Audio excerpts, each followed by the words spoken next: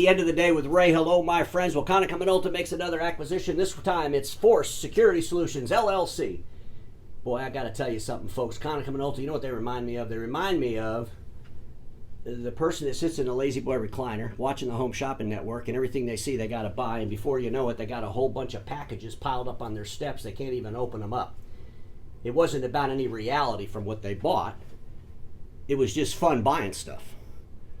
I don't know what they're doing with Force Security Solutions, LLC, but I will say this with all sincerity. Congratulations, Ken, for selling your company to Konica Minolta.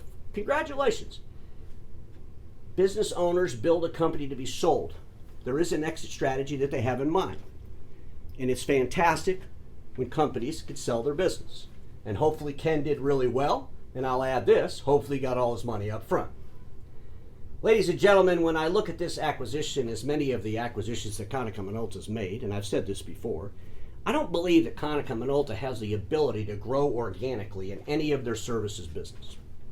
And today I want to share my thoughts on this acquisition and why I really believe they cannot grow organically. So without any further ado, let's jump on the board and I'm going to share with you my thoughts. First thing is, you can find the press release if you're one of those friends of mine that sells supply and service print equipment. There's a bunch of blogs out there you can go to, or you can just go to Konica Minolta's website, because all they do is copy and paste and put it on their blog. Just read it from Konica's website, right off their own website. There it is. I happen to find this in Channel E to E because I like that blog. It's a great blog. It's in the IT space, and there's so much more information in the Channel E to E than you would ever find in any of the blogs in our industry. But ladies and gentlemen, there's a theme with these press releases, and that theme's been going on since Konica Minolta started buying up companies back in 2012. And it's a fantasy. The owners of the company that are purchased are all excited because they can take their deliverable and scale their business at unimaginable heights because of the smartest salespeople in the world that understand financing. In other words, hey, we're this massive company. We got salespeople all over the country, and we're going to be able to buy your company, and we're going to push that product and service through our entire business model. That's a fantasy. It's never even worked. Where's the success of that? Where's the success of that? If you went to those 24 companies that were purchased underneath that all-covered umbrella over the last, 13 years, where's the success of that? There's never any press releases about that, is there? Ladies and gentlemen, I went to the Force Security Solutions website, and the first thing I see on there is free assessments, and I'm like, oh my gosh, free assessments. And that leads me to believe that it is, in fact, a lifestyle-type business, and there's nothing wrong with that. I mean, Ken and his team built a nice business. They were able to sell it off to Konica Minolta. Again, I hope he got all his money up front. When I looked at Force Security Solutions, LLC on LinkedIn, it says they got between 11 and 50 employees. There's 19 of them on LinkedIn. Let's say they got 20 employees. They're doing $1.25 an employee a year. That puts them at $2.5 to $3 million in revenue. Is a $2.5, $3 million in revenue company really going to help Konica Minolta around physical security? Really? This is what you needed to grow that business? I struggle with this because, ladies and gentlemen, Force Security Solutions is a Mobotics reseller. And we also know that Konica Minolta back in 2016 bought the majority stake in Mobotics, the German company. And you would think since 2016 they would be killing it in the marketplace with the Mobotics deliverable. Why in the world would they need to go buy a $2.5 or $3 million company? I mean, it just doesn't make any sense. Now, if Force Security Solutions LLC is some $100 million company, that kind of make a little bit more sense. Of course, if they were a $100 million company, I don't think Konica Minolta would be able to afford to buy them. And this is kind of what they do, their mode of operation. Run around and buy these small lifestyle businesses and hope it all works out. Hope these smartest salespeople in the world could go deliver that product into the marketplace. It's downright scary.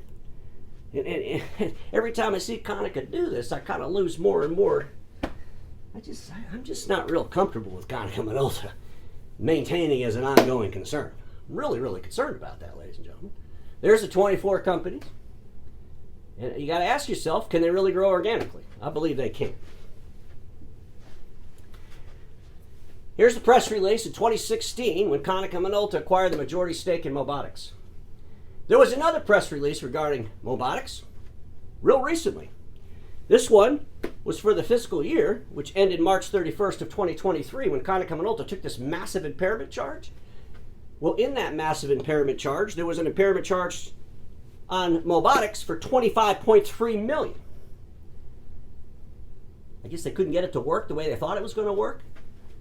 So they ran out and bought a $2.5 or $3 million Mobotics reseller. And that's going to help them change the game. Folks, I got to tell you something. This is the slide.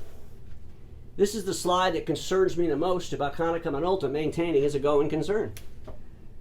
FY 2020, FY 2021, FY 2022, and the first quarter of FY 2023 with impairment charge, total operating profit loss of $946.4 million. Let's go out and buy a $2.5 or $3 million company to do what with? Ladies and gentlemen, Konica Minolta has what, a $200 million put on the table. They got to figure all that out. It just doesn't make any sense. And I get it. Konica Minolta, they love the press releases. They love to talk about all the things they're doing. But I really think they ought to start talking about the things they did. Because the things they're going to do, they just seem to turn out in the red.